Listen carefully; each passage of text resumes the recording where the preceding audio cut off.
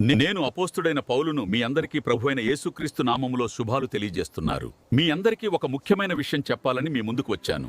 యేసుక్రీస్తు రాకడ చాలా త్వరలో ఉంది కాబట్టి మీరందరూ ఆయన రాకడ కొరకు సిద్ధపడి ఉండాలి. అందుకోసమే నేను నా పత్రికలో పరిశుద్ధాత్ముడు నాతో ఇలా రాయించెను. ఫిలిప్పీయులకు 4:6 దేనిని గూర్చి చింతపడకుడు గాని ప్రతి విషయములోను ప్రార్థన విజ్ఞాపనముల చేత కృతజ్ఞతాపూర్వకముగా మీ విన్నపములు దేవునికి తెలియజేయుడి.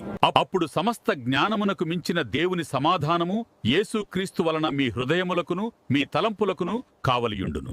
అనేకులు క్రీస్తు శిలువకు శత్రువులుగా నడుచుకొనుచున్నారు. వీరిని గూర్చి మీతో అనేక పర్యాయములు చెప్పి ఇప్పుడును ఏడ్చుచు చెప్పుచున్నాను.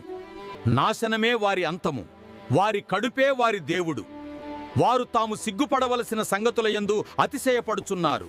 భూ సంబంధమైన వాటి యందే మనస్సు నుంచుచున్నారు. మన పౌరస్థితి పరలోకమునందున్నది. అక్కడ నుండి ప్రభువైన యేసుక్రీస్తు అను రక్షకుని నిమిత్తము కనిపెట్టుకొనియున్నాము.